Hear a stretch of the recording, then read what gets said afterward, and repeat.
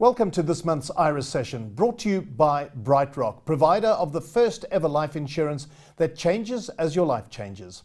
I'm David O'Sullivan, and today we're here to talk about where your kids really are. We live in a time where kids are able to immerse themselves in a digital universe that parents know very little about. It's a world with unseen new influences like cyberbullying and fads that could affect children's behavior and compromise their safety, even leading to tragedies like the well-publicized tween and teen suicides that captured South Africa's attention at the end of last year. This is a tough change that all connected families will face in this day and age, and we need to talk about it. Today's IRIS session aims to unpack what we as 21st century parents are dealing with and to provide us with some solutions to these challenges. Now, joining me in the studio today, I have three guests. Let me introduce you to them. First of all, I have author and journalist Mandy Collins, who is the mum of two young girls. How old are your kids there, Mandy? 16 and nearly 14. So you understand this process more than most. Well, I try to. Are you constantly aware of where they are? Are they able to go somewhere that you're not aware of? Well, I think the possibility always exists, but I like to think that I have some kind of control and that they're, terrified enough of me so that they won't stray. Yeah, I would like to think that as well. Well, I'm sure we've got some wonderful life lessons to learn from you. My next guest is a woman. If you used to watch 3 Talk with Nolene, if you listen to the radio often enough, you will hear her as well. She's an educational psychologist and she has a CV as long as my arm. I see there's a connection to the Oprah Winfrey Leadership Academy for Girls as well. She is Tsepiso Matenchi. Welcome to you, Tsepiso. When we talk about this issue of cyberbullying, the internet, has it kicked up for you in your career a whole lot of new challenges to assist parents with? Absolutely, particularly with what parents assume they have control over. And when you look at it from a child's perspective, you actually realize that there's very little control, because you might have control while the children are within your care, but when they're not with you at school, when they're visiting their friends, there's more that they're exposed to that you have no control over. We're going to talk to Tsepiso in some more detail. And my third guest is Liesl Gottert, who's an international corporate communications strategist and also the founder of the Clara Gottert Foundation. Now, that foundation was set up after the tragic suicide of her daughter, Clara, in August last year. She was 14 years old. Liesl, thank you very much for your time as well. Tell us a little bit more about the Clara Gottert Foundation. What is it that you aim to achieve through establishing the foundation?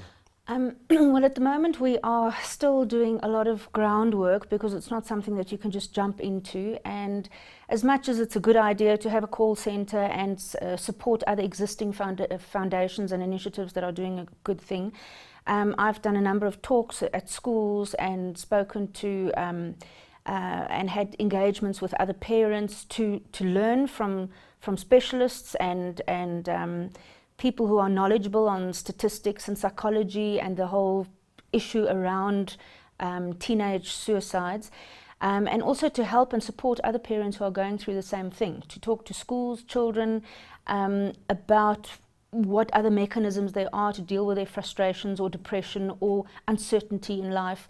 And we are looking at the development of manuals and a workshop plan, but it takes time and money to do that. So we have to generate and create awareness that in turn elicits funding, and then depending on how much there is, you can do only so much. Yeah, and it's all founded on a terrible family tragedy. I said to you before we started this show that I admire the way you have been as open as you have been about it. I'm sure that you have good days and bad days. Have you been able to turn the founding of the foundation and the work you do through the foundation into a good healing mechanism to cope with Clara's death? Yes, because it's healing especially to talk to other parents and children who are going through the same thing. All of a sudden, after my child took her life, I became this supposed expert on the topic. And I had children calling me from all over the country, telling me how they want to kill themselves and they've tried 3 times. And sometimes it's really hectic, serious stuff that I'm not equipped to do on my own or to deal with. I'd have 2 or 3 children call me in a week to say, well, I've tried to commit suicide 4 times because I'm being raped every Friday evening by my uncle. And what do I do on the other side of the line if a child calls me from Lusikisiki in the Eastern Cape? And there are many. There are varied scenarios. I think one of the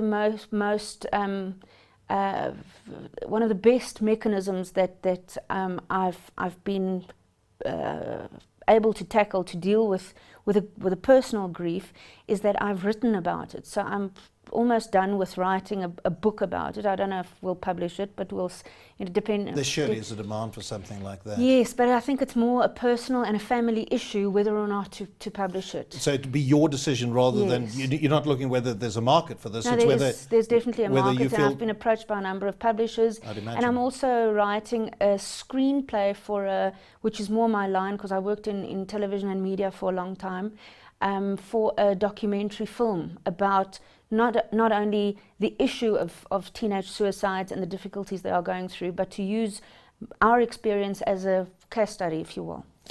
I'm going to stay with you just for a second because I think that Clara's story paints a big picture for us. What do you normally tell people about Clara and what happened to her? Yes, you know, I think it hit me so hard because we had no idea this was coming. I have had 3 children of whom she was the youngest, and my son is now in matric this year, and my other daughter is 20. She's second year university in Germany, and we've been through the ups and downs of teenage attitude and fights in the house and happy moments and problems, normal ups and downs like any family. And Clara was really the quiet one who it would appear absorbed a lot of this. And it's still the biggest mystery to me, but it was the closest I can get to it is that it was a combination of a number of issues that included things that frustrated her at school, in her sports club, her friend. I punished her for something where she was very naughty. Her brother drove her nuts. But all of those things separately are really normal in a normal family life. Parents drive their children nuts. Children drive their parents nuts. And these things happen. But to what extent and what the cutoff point is and the breaking point is something that you just don't know. I mean, I tried to work it out, as I still do. 5.5 months later, I still cannot sleep more than 2 hours in a solid, because I'm thinking about it and wondering and asking the question why and how could it, and where did I go wrong and where did someone else go wrong and what could have done. And there are a million questions and answers, more questions than answers, but where you try and piece it together like a puzzle, and I still just don't have a picture of why. Are the pieces starting to come together, even if the picture Yes, isn't I think formed? there are certain trends and things that have happened that, one can say, when she met this friend at that point in her life, I was tough about it and I did go crazy when this went wrong or when that went wrong. But no crazier than a mother would normally go who's protective. Yeah, sometimes there are influences that you just don't have control over. I mean, I knew she was writing poetry and she did art, she did sketches, but you have to also give a child, a teenager, a certain amount of privacy. You can't go and scratch in their stuff all the time, and even if I could turn the clock back, I wouldn't do that. Sure. So, and I've offered my support and help, and I talked to her about issues that troubled her, and I knew some teachers at school had a pet and ignored Clara in class often. And I suggested to talk to the teacher and to remedy. And Clara said, please, whatever you do, just don't do that. And you have to respect that as well. So there are many different issues. I mean, on the day I was looking for her, I knew something was wrong when she didn't come home straight home from school. I called a friend of hers who sent me on a wild goose chase. A friend who was with her that afternoon on the bus to Sandton. She didn't even catch the bus usually. And the friend said, no, she's probably at school. Go and look at the tennis, by the tennis courts. And I was running around like a lunatic looking for her when 2 or 3 people had misled me. But not one single incident or person I feel to blame for this situation, because there were so many different issues and people who had an influence on it. She loved doing parkour, this urban gymnastics where they jump slide down the banisters and jump, do handstands on steps and skateboarding and whatever. And she loved doing that and being active and climbing on the roof. And I used to give her hell and say, do not climb on the roof of the house. She took a chair up there to go and sit and think about life. So she liked heights. She started getting more brazen and bold. And she had a kind of although she was quiet and kind, she had a kind of a stubbornness that developed, especially in the last 6 months. And I've just been running these things over and over and over in my mind, and I thought, also with the hindsight of having raised 2 other teenagers who can also be difficult, I don't know if I would have done anything else differently. Even a huge punishment I gave her for 2 months, a month before she died, I did it to protect her, and given the opportunity, I would do it again.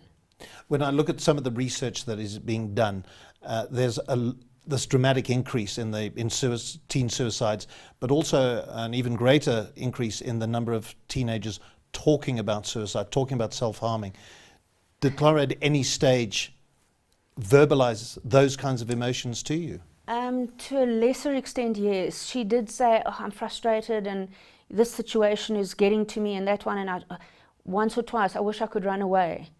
But I told my parents that 100 times. I tried to run away when I was a teenager. The other kids did that as well. And you don't know when to take it seriously. And we went for a family counseling session. My husband and I were separated for some years, and I took the children for a family counseling sessions for about a year, up and until 6 months before she died. And we talked about, but there was nothing that popped out in those sessions. I did whatever I could. At one point, she said she's struggling with her schoolwork. I went to the school psychiatrist and I said, I'm worried about tensions at home. I'm worried about tensions with friends. Can you help me talk to her? They had a mandatory 6 sessions with the children. So I did whatever I could where I thought something popped up. Apparently, she told her best friend's mom a month before that she wanted to run away and take her life. The mom said she told Clara's father about it, and he told me that he couldn't remember that she did. She may have. And sometimes you don't know. It's a combination of people being immature or stupid or ignorant, or you just think, I would never have done that. But the fact is, you are not those people. Thabiso, if I bring you in now, what I hear from Liesl is this, trying to bring all these pieces together to get the picture. I'd imagine you've encountered this kind of situation many times with people that you've consulted with? The majority of the people I consult with are kids. And it is always interesting that the perspective that they have, and in my job, you have to believe them. And at the moment where they are feeling what they are feeling, the whole world collapses. Everything is just magnified, and it is absolutely amplified, that they feel that the only way to get out of it is to relieve this pain that I have. And more often, when you have the discussions with parents in parent guidance session, you are always aware as an adult and as a parent that there is an element of manipulation, that we want to listen to the child and hear their needs and understand the context of what they're struggling with, but also to give them the skills to cope so that they know what life is like. But at the same time, we want them to realize saying you're going to kill yourself or running away from home, which is often the common thing you hear, does not necessarily mean everybody's going to stop everything and do what you want. It's not the appropriate way to cry for help. There are more constructive ways. But for that child, that seems to be the one thing that makes people pay attention. It is sad when children do say it and we do not react. And other times we do react, but then the reaction, it feeds off into a cycle where the kids continue to do it to get the reaction that they want. And often when you have a child where we can see you've got a need and it's more about the family dynamics, and you were feeling that if I say I'm going to kill myself or run away, the dynamics will be solved. And in fact, they are not, because it's not really their problem. And you say to them, you have won. What do you want to make you feel that it's resolved and it's there? it's still not within their hands. So that sense of helplessness and powerlessness that they feel is not necessarily exerted by saying, I am going to kill myself, I'm going to run away from home. And the skill to cope with the pain, it's too intense. Even adults struggle with dealing with the stress and the pain of whatever they're going through. But for that small child, for them, it's, I just want an outlet right now. And you see that happening all the time. And yes, there's a build-up. And for a parent, as Liesel's saying, it's so hard to figure out at what moment was the moment of crisis that I could have seen that I needed to intervene. And you never really know. But for the kids who tell you, they say, I've been saying this for a long time. The problem is, and they connect all the dots and make it a much bigger scenario than it really is. And even as you interrogate each and every issue, each and every problem, and you show them, actually, there's another side to it that you do not know. There's another side that you missed. There's another side that we could develop the skills for you to be able to deal with problems like this in the future. It still does not relieve that pain, because they go back into an environment where I'm coming to therapy. It's as if I'm the problem, when in fact it's my system that creates the problem. You're not changing what's happening at school, you're not changing what's happening at home, and I'm going to therapy. It's as though I am the problem and they are all fine. Yes. And that's a pushback. So it's a dynamic thing that takes a long time, and you constantly have to work at the network as well with all the different people involved. Now, Mandy, there you are, mum of 2 young girls, listening to this kind of conversation. Do you start thinking to yourself, I need to be more involved in my daughter's lives? Or have you established the boundaries? Are there facets about your daughters that you don't know and feel you cannot actually get to know? I think there probably are facets that I don't know, but all I can do is my very best, Sure. as Liesel did. We've really recently been through a whole family crisis, and I had them both checked out by psychologists. I had the younger one was seeing someone a little more regularly, just to ease her through the transition. So you do what you can. We talk a lot. I can see when the little one is putting on a brave face, so we will talk through things, and I'll say, you were miserable just now and suddenly you're like ecstatically happy. What's going on here? And we talk about things, but I don't think you can ever truly know for sure that you do know everything. You can only do your best. Yes. So my children, I've established all kinds of boundaries. They're out there, they know what they are. And very recently, my older daughter, a couple of years ago, had her first boyfriend. And people said to me, oh, the first boyfriend, that must be so awful. And how are you coping? And why are you allowing it? And blah. I said, if I don't allow it, she's going to do it behind my back. That's right. I'd much rather have a gangly, revolting, acne-spotted teenager in my lounge than wonder what she's out doing with him. So at least I can have a measure of control. But at some point, you have to trust your parenting.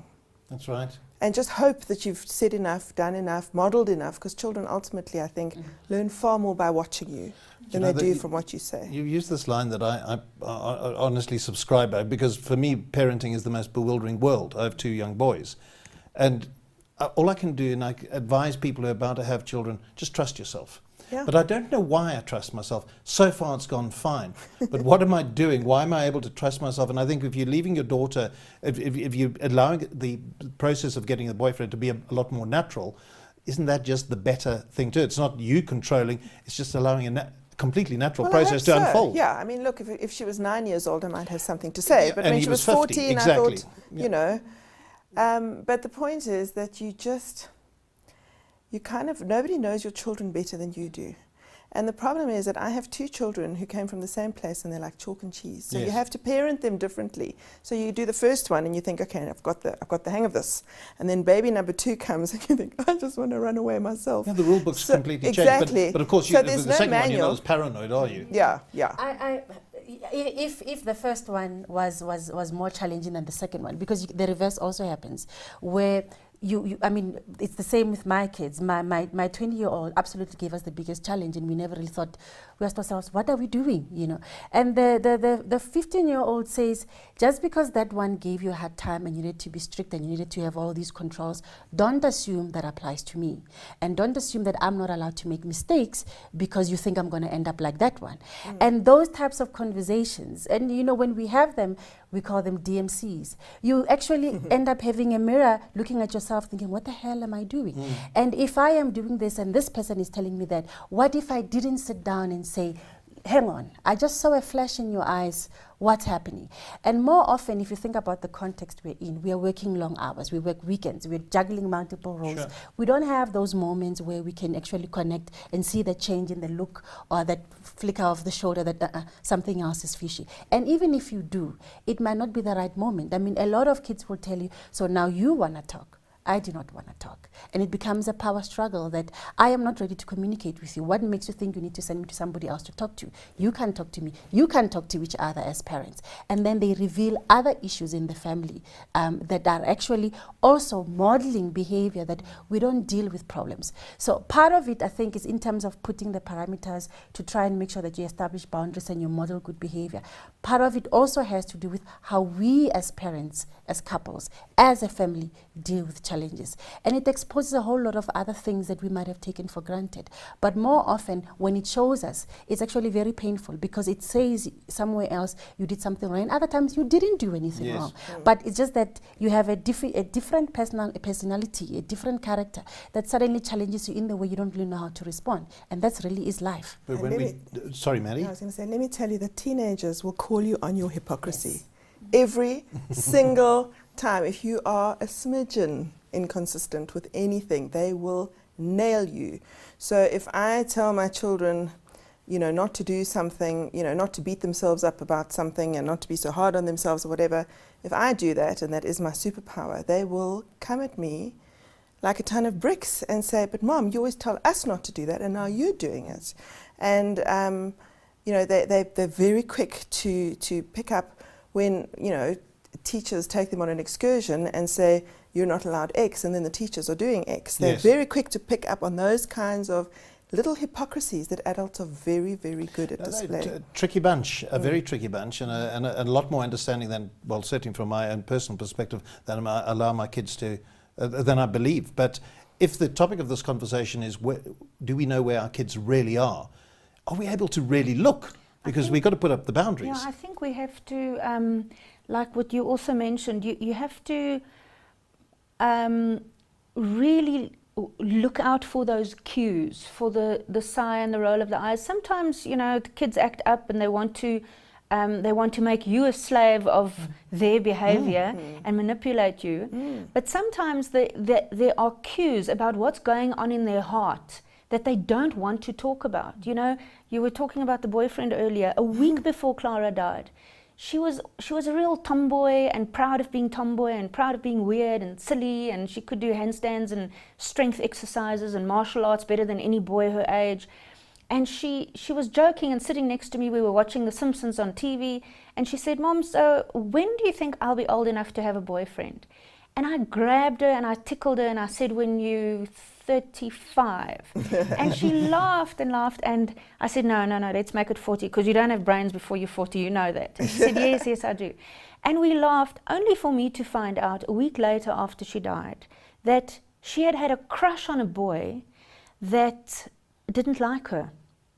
And this is something silly for us, but it's the biggest thing in the first person that you fall in love with is so huge when you're a teenager, and your emotions are pulled apart. And on top of a kid at school who's the leader of the elite girls club who humiliates you in front of others at school, and a teacher who never calls you when you put up your hand and you want to answer, and your best friend who dumped you, you know, and your mom punished you for something, and your brother is driving you crazy. Sometimes when those 5 or 6 things happen in the same week, then you don't know whether that was the last straw on the camel's back. Yeah, but the problem is to try and find that information. I don't know if you have the same experience. If I ask my eldest boy how was school today, he just goes fine. That's it. I'm not allowed to intrude any further. So I never know if he's got a crush on a girl. If the teacher, it's none of your business, you know. Or then I tend to go, well, that's your game. So, Pisa, maybe you can shed some light on it. It is true, because of at those moments, it's more like we can have the conversation, but if it's on my terms. And often, if the conversation is more about us as the adults talking, there was a conversation, but it was actually only one directional. And when you ask the parents, do you conversate with your child? Who does the talking? more often it's the parents speaking. And you take that moment to instill wisdom, to give guidance, to give advice. And very often you get very little coming back. And also there's a space where when it does come back, it does not come back packaged in the way that you want, where they will tell you what they want and what they feel and what they think about you as a parent and how well you're doing. And then we call that they're being disrespectful. Right. And I find that children who are more communicative, who are more open, they're the ones who criticize you openly and disagree with you. I would rather have a child who's naughty, who backchats, because as soon as something changes, you would pick it up. But the quiet ones, the ones who fly underneath the radar, even the teachers miss them because they're quiet, they're well behaved, and as a result, we do not pick it up. So we might say, look at the change in appetite, look at they're much more quiet, they're much more withdrawn, they're sleeping a lot, but you find that that's the child's character. You don't really pick it up. So the moments of conversation is not only about words, it's about the non-verbal aspects as well. And not so much what you say in giving wisdom and advice and coaching, but more about also what the child is saying to you in that moment when they're lashing back at you. And you find that, oh, that what they were saying there's some truth to it. And also what other people say. I didn't realize my daughter was being bullied at a new school until a principal told me, and I was shocked that it was that significant. And the parents said, oh, your daughter. And I'm thinking, oh, wow, is this what's been happening? And when we have the conversation, says, I didn't want to tell you because you were going to worry. I didn't want you to come and be the psychologist and now go and talk to people. You will embarrass me. And I understood that that's a boundary. But she had been suffering for more than a term, and I didn't know. And the example Liesl is giving about a boyfriend, you don't even realize this person is interested in a boy, and that boy likes somebody else, and then I'm not ugly. Is there something wrong with me being smart? Is there something wrong with me being short? Is there something wrong with being not having weave and whatever? And suddenly, I'm thinking I brought up a proud Motswana girl who understands who she is. No, suddenly that comes into question. So the conversations are also in those moments where we fight. And I tend to focus on those moments where when we're having a fight, I try to pay attention. But also the conversations we have in the morning is with my husband about what we are concerned, what we feel in our gut. And I find also in my therapy sessions when we do parent guidance with parents, I ask a parent, this is what you see, this is what you hear. But what does your gut instinct tell you? And more often, parents are accurate. They are much more spot on. That something unsettled me, but I brushed it aside. This is trusting your instincts, Yes. what you were saying as Absolutely. well. You were nodding at a number of facets that Teresa was raising there, Mandy. Yeah, I think you do need to trust your gut. I think we've forgotten that we have those instincts for a reason. You know, our dogs know when we're packing up to go on holiday. Yes. You know, I'm busy packing up my house. My dogs are moping around the place like someone stole their biggest bone. And we give our dogs so much credit, but we don't trust our own guts. We don't trust our children's guts, because I have found with my children that if they don't like somebody, I need to pay attention. I've learned that very quickly. So we forget that we have those instincts for a reason, and that we know our children better than anybody. So we might not know exactly where they are, but we've got a much better chance of knowing what's going on with them than a psychologist or a teacher or a pastor or anybody else. So the one thing that I wanted to raise was, I think one of the mistakes we make is that we keep our own emotions from our children. I've had to learn that. You know, we always think we have to be the strong ones. We have to take them to school and not cry on the first day because that's going to make them cry. Well, so what? You know, or when we're having a bad day, we have to put on a brave face and have a happy home and have this 1950s panorama around the dinner table. Well, actually, we all have bad days. We all have sad days. We all have days where we'd quite cheerfully stab somebody with a big pen because they're just so annoying. And if we don't let our children see that we have a range of emotions, when they suddenly hit with those negative emotions that are hard, how do they even know to come and tell us? How do they know that we know what to do with them? Except if we're going to reveal to them that we've got a range of emotions, we also have to reveal to them our competence to deal constructively, effectively with those emotions. But I'm talking about hiding them completely. Yes. It's Don't not a bottle good it up. idea. Yeah. Don't, you know what I mean? Don't bottle up, but also take responsibility for how you deal with it. Because often we will have, no, I was upset. You did this and you did that. And the child is saying, but you did that thing that you said I shouldn't do because it is wrong. But now you were saying, because of what I did, it justifies how you reacted. When in fact, it is not justifiable, you know. Yeah, and agreed. we tend to want to defend because that's how we parent. My favorite words with my husband is, that's the black way of parenting. As black people, you wouldn't dare do. And my kids tell you, it might be black, but it's wrong. And we feel it's our culture. And I hear that a lot. I say it to my children, and they're telling me, would you say that as a professional to another? No, but now I'm mom. So we use those defenses because we know we've lost the argument, and it's not really about facts. It's just how I'm feeling, and I'm uncomfortable, and I don't like it, and I don't have to be rational about it because there's nothing rational about feelings. I don't know how to deal with it yet, but I just need you to register what I'm feeling. We don't know how to navigate that. And I admit as well, as a person, as a parent, that it's hard. But in exploring those emotions, we don't yet fully demonstrate the competence of dealing with them. As adults, our EQ is not necessarily very high. Not that it answers everything, but it's a developing thing, and you can evolve as a family to get there. And sometimes the mothers become more stronger than the fathers, or vice versa. But there has to be somebody in the family who's able to have a meta-awareness of what's happening, what could be underlying under the carpet, and then being able to close the gap and demonstrate how to get out, navigate out of what you're struggling with. As I listen to all of this, I realize it's just fundamentally knowing what your children are going through. So how do we know? Well, you can talk to them, but they may not want to talk to you. How then do you know? How do we know what our children are going to? And once we know, how much involvement can we have? Now, I'm a big fan of professionals being involved. I would have somebody like you on my payroll if that could be the case, because that's how much of a fan of, because my autistic son has therapists, and I see the enormous value he gets every day of having people who are trained therapists to assist him in coping with this bewildering, loud world that he lives in. But that's obviously a complete luxury for anybody. So let's promote some kind of conversation. But how do we do that with children? So typically it's retrospective. It's after something has happened and we say, let's get everybody else involved to make sure that now we know, we are all hands-on. But you have an entire network. I mean, in black communities, your extended families, actually in white communities as well, your extended families are there. The grandparents, they pick up and carry, and they help with extra Africans after school. Yeah. They do all sorts of things. Loads to of help cousins. loads of cousins. But there's also the other side of it, where the child says, you tell everybody my business, I have no privacy.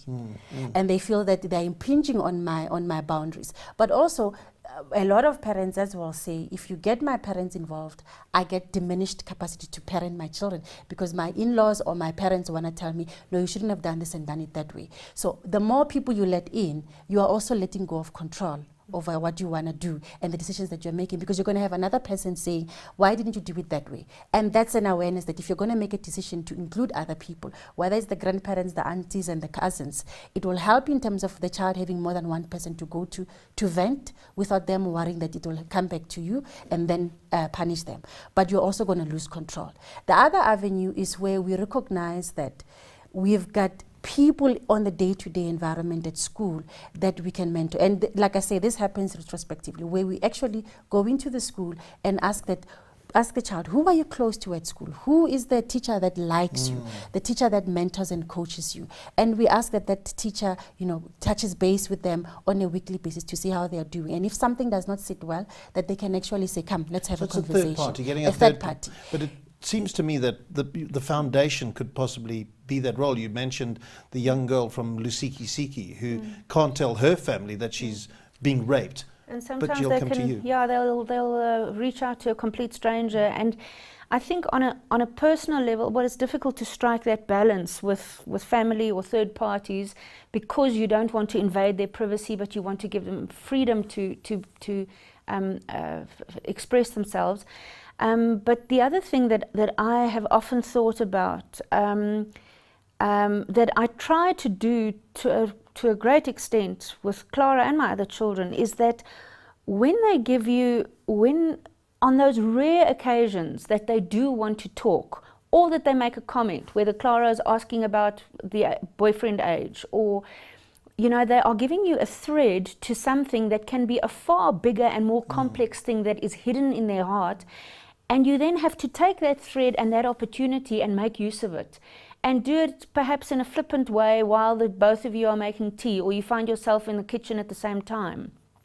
And then pick up on that topic that they introduced in order to get the conversation going, and not sit them down and lecture them. Yes. Or to create a situation like, let's go to the shopping centre, and you know it's a half an hour drive to get there, and the two of you are stuck in the same car, and if the music is not blaring or you switch the radio off, then you're kind of forced to talk if there's an awkward silence. Right. Especially if you open up the topic with commenting about something on the side of the road or a newspaper poster or a this or a that, and you then use that as an opening line to start talking. And I think those opportunities that present themselves, you know, I had a difficulty of you were talking earlier about you have to show your children that you are normal and human. But I think all of those things you have to try and strike a balance, because you can also go overboard with absolutely. that. You know, I was raising 3 children as a single parent for 5 years with an unstable income and no maintenance from their father. And this just drove me insane. The financial stress, the uncertainty, the powerlessness. And then I found myself venting to the children, to all 3 at home, who were all 3 teenagers in high school, highly emotional themselves. And then I don't know to what extent Clara may have felt that she was a financial burden on me. So, you know, and if you don't have money and you need 6,000 Rand school books in January, or you need money for Christmas or a holiday or essentials, then it's really hard, for instance, as a single parent, to sit at home and smile and be calm about it if you have, on top of that, an unstable income. But I think the important point you raised there was this opening up the lines of conversation, getting that dialogue going. I like that analogy of they give you the thread, start pulling on it to see where it will lead you. How difficult is it to open up those lines of communication so you can actually get to the root of where your child really is? It differs on issues to issues. You would find that with regards to other things, parents can be very open about it. With regards to sex and dating, they might be cagey about it. And more often it has to do with your own awareness of your own baggage regarding the issue. If it's about how we are parenting you and how we are negotiating your pocket money and stuff, if there's issues between us as parents, as a couple, we find that it becomes a contentious issue. And when we talk about it, it ends up with an argument, because you're now asking money to go to the movies. So it has to do with our own baggage. And if we are aware of our own baggage and our own history, and let the conversation happen at the level that it's supposed to be happening, required by the child, and being in tune with what they need, we can actually remain objective and give the information and allow the flow of information from the child. But when we use our own baggage to stain and channel what we are saying and the message we are giving, it becomes distorted, and the child will pick it up very quickly. I think the other thing that I wanted to raise as well is that in the conversations that happen, it is often also what happens after it has happened that becomes important. We've talked about that thing. We got to the movies, now what? Because the child, if your child is smart enough, they will continue thinking about it and reflect, see how it connects with new things and old things and other things that are happening in their context. And when we do not have an opportunity to go back and close the loop to have feedback so that there's enough time to go back and continue the conversation, then it just ends. Yes, we talked about it, we brought it up. And as you brought up the issue, it brings up feelings, it brings up emotions, it brings up things that you're stirring the well. And we need to be able to also close it and settle the well, and then know how to resolve it. Because if a child knows we talk about issues but they never get resolved, they will not be committed to starting another conversation with you. I must say, when I was doing the research ahead of this interview, and I looked at the topic, do we know where our children really are? I kind of imagine this to be a physical thing we're talking about. Where they geographically, are they on their iPads too much?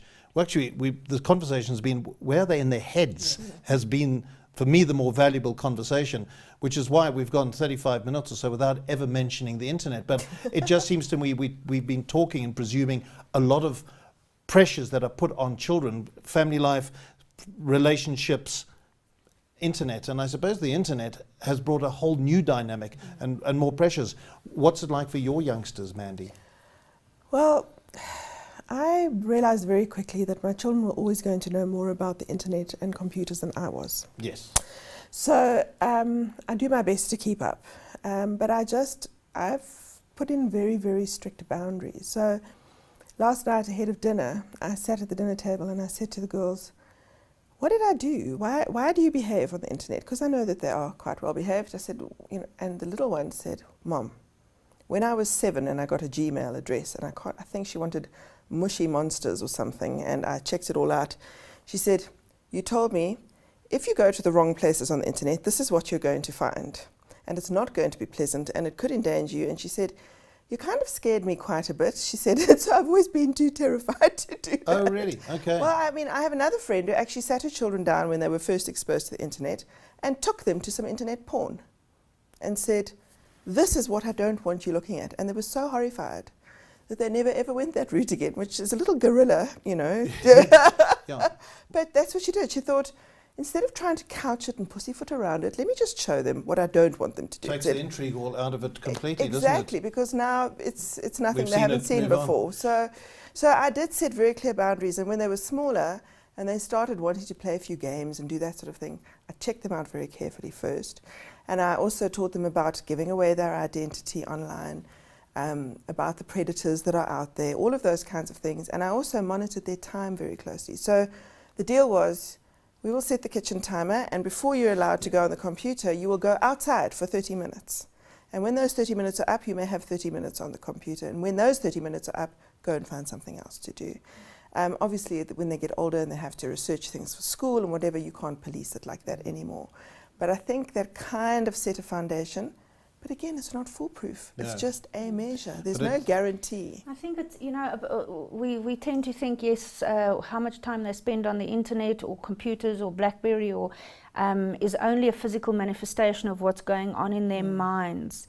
But it's also, it's not always a proactive thing where they go and look for something that reflects how they feel. Sometimes they are reacting to what's happening. And one of my other children had a situation where she was all of a sudden she started spending more and more time in her bedroom on the computer, and she used to be such a bookworm. She actually still is, and reads volumes and volumes of books, and all of a sudden it was computer, internet, Facebook, and I became quite worried until I went onto her Skype and I opened her stuff, and I opened everything, Facebook, Skype. She had a BlackBerry at the time, and I realized that people had started grooming her through the internet. Yeah. And this was just I had to think, what do you do now, and how do I tackle this? And it was World War X in our house when I confronted her with this. And I said, this is what I saw. This is what and I went back on all these conversations, and there were a number of them. The kids heard from somebody. You can find friends on this site, and then people target children on those specific sites. And I went back on all the conversations and saw how they had started, how innocent they started, and it was funny this and funny that, and then more suggestive comments, and they always kind of shrouded in humor or whatever. And I saw how these things had developed, and it was really bad because they become so involved in a cyber relationship where they start liking the other person that if it takes too long, then you are breaking those relationships that they have comfort and Yes. security in. So it was a nightmare to break those bonds and to get her to realize what is actually going on there. Did you succeed? And yes, I did, but it was a tough 6 months I called psychiatrists, psychologists, pastors in America, exorcists. There is not a person that I didn't call. You did the full gamut, didn't you? My Yes, word. I did research. On every continent, I read theses on the phenomenon. And I really went the full 9 yards to find out, how does this thing start? What's the psychological impact? How do you deal with it? I talked to so many spiritual, psychological, personality people, doctors, internet people about internet security.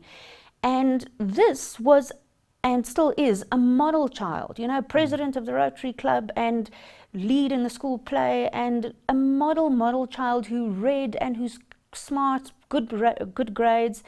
And there was just this thing where she got flung into that world, and she was reactive to something where predators found her, and we had to break that story. For me, the internet is the most wonderful resource, and we've never been more connected. I can find out what my extended family around the world is up to just going onto one site.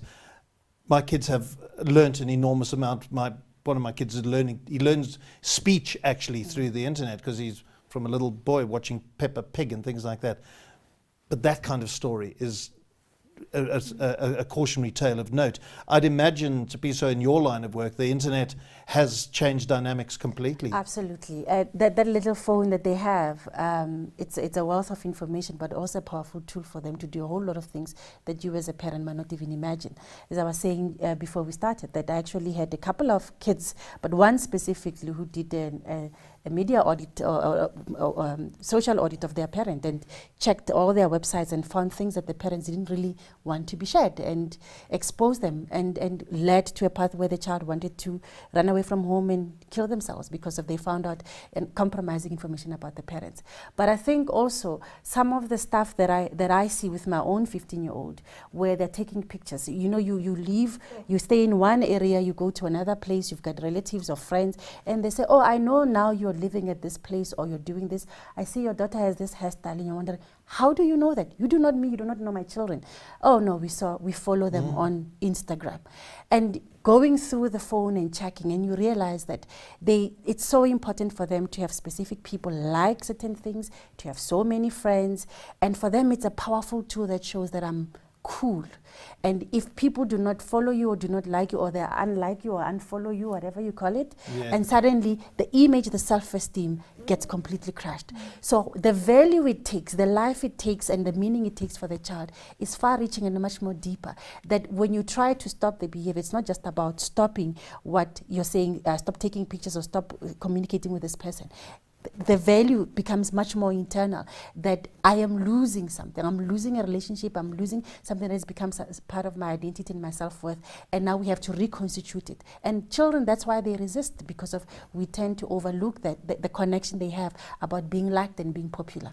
We're about to wrap up. I can't believe how fast time has gone. But I do want to leave people watching this program with something to take away, a word of advice. Now, I think we've covered so much ground here, but Liesl, if there's particular issues you would like parents who want to know where their children really are, what are those things they should know? I think that we sometimes underestimate the fact that young people's emotional capacity and sensitivity develops much later and is still in development in the frontal lobe until they are 24 years old. And it's like their emotions are on steroids and they get super happy and super sad. And we don't realize and remember often enough that we have the experience of 10, 20, 30 years of being a human being, an adult, and we've gone through that and have the benefit of remembering those instances that we can say, oh well, I've hit a rough patch in the road, I'll get over it. Where for youngsters, it's often the first time that they're experiencing something and then their emotion is heightened up or down so much that they feel it much more intensely.